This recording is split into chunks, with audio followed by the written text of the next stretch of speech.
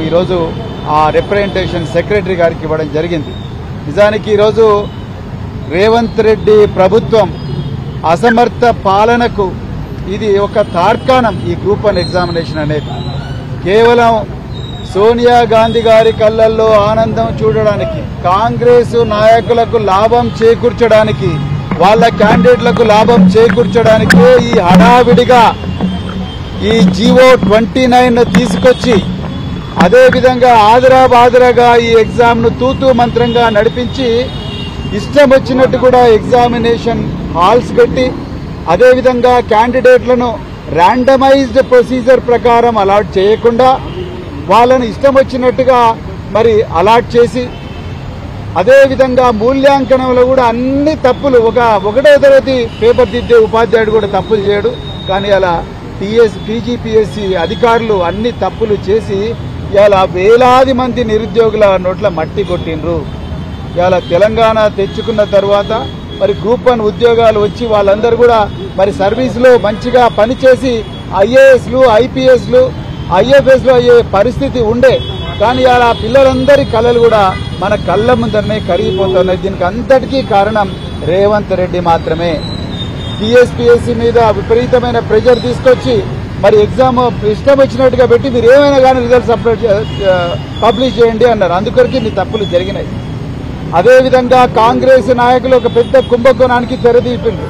ఇలా మీరు మీడియాలో చూస్తున్నారు, కొంతమంది పేరు చెప్పడానికి ఇష్టం లేని అభ్యర్థులు, కొంతమంది కాంగ్రెస్ నాయకులు వాళ్ళ దగ్గర నుంచి డబ్బులు అడిగినట్టుగా వాళ్ళు మీడియాలో చెప్తా ఉన్నారు.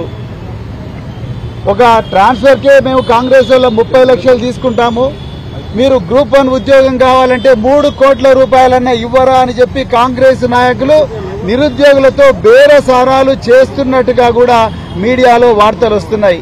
అయ్యా రేవంత్ రెడ్డి గారు, మీరు సిబిఐ విచారణ జరపాల్సింది కాళేశ్వరం ప్రాజెక్టు మీద కాదు, జనాల పొట్టనిప్పే కాళేశ్వరం ప్రాజెక్టు మీద కాదు, నిరుద్యోగుల పొట్టగొట్టే ఈ ఎగ్జామినేషన్లో ఏవైతే అవకతవకలు ఉన్నాయో టీజీపీఎస్సీ వ్యవహారం మీద సిబిఐ ఎంక్వైరీ జరపాలి.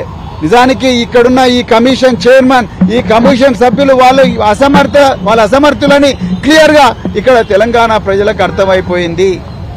ఎన్ని రోజులని నిరుద్యోగులను గోసపుచ్చుకుంటారు. జాబ్ క్యాలెండర్ ఇవ్వలేదు. ఆనాడు కేసీఆర్ గారు ఇచ్చిన ఏదైతే మరి నోటిఫికేషన్ ఉన్నాయో మా నోటిఫికేషన్ అని సిగ్గు లేకుండా ఇలా మీరు ప్రకటించుకుంటా ఉన్నారు. ఇచ్చింది కేవలం 6,000 ఉద్యోగాలు. కానీ ఇలా వేలాది మంది నిరుద్యోగుల నోట్లో మట్టి కొట్టిండ్రు. బీఆర్ఎస్ పార్టీ అందరూ నిరుద్యోగులకు న్యాయం జరిగేదాకా మేము పోరాటం చేస్తాం.